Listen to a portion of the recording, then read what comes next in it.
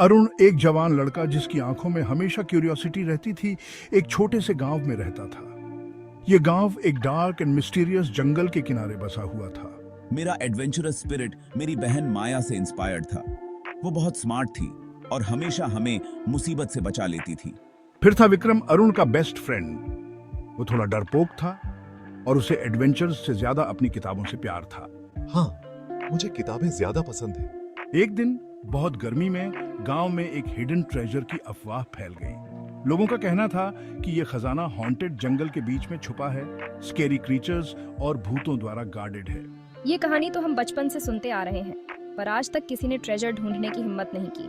जंगल का डर बहुत गहरा था, पर अरुण इस कहानी से बहुत एक्साइटेड हो गया।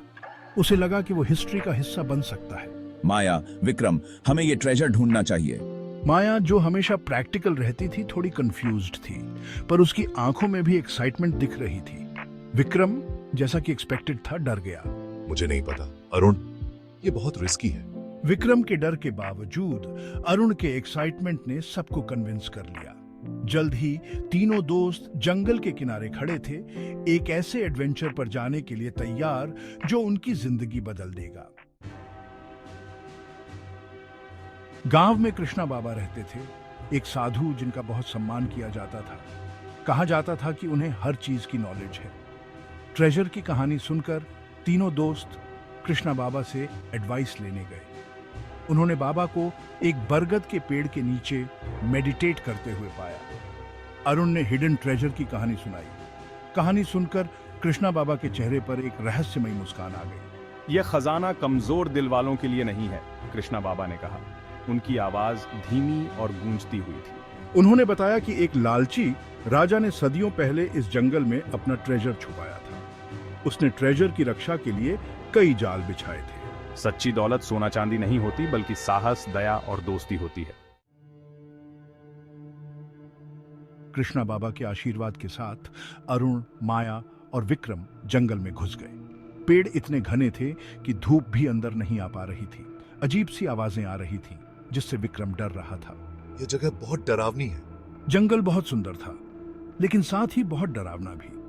विशाल पेड़, रंग बिरंगे फूल और अजीब सी आवाजें।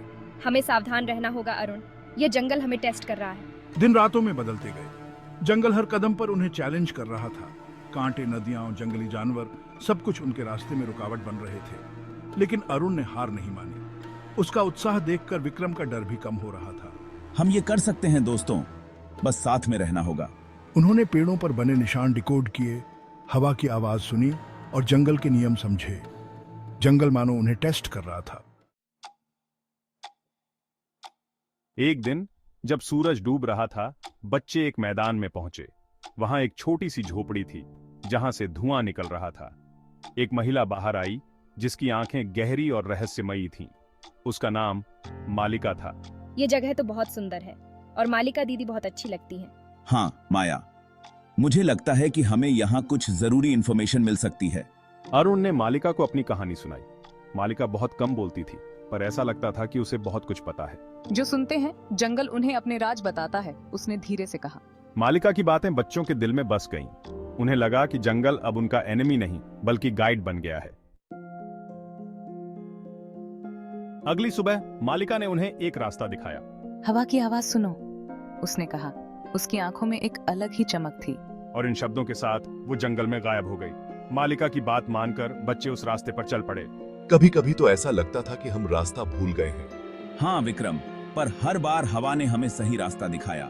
जंगल मानो उनकी मदद कर रहा था। जैसे जैसे वो अंदर जाते गए, रास्ते और भी मुश्किल होते गए। इन सब के बावजूद हमने एक दूसरे का साथ नहीं छोड़ा। हवा उनकी दोस्त बन गई थी, जो उन्हें सही रास्ता दिखा रही थी। बच्चों ने हवा की भाषा समझनी शुरू कर दी थी। आखिरकार हवा ने उन्हें एक खुले मैदान में पहुंचाया। वहां एक पुराना मंदिर था। देखो मंदिर।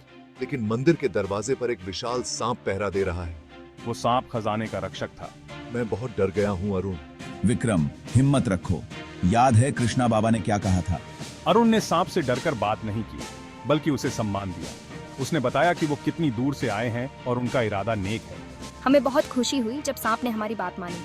धीरे धीरे सांप ने अपना फन हटा लिया और मंदिर का दरवाजा खुल गया।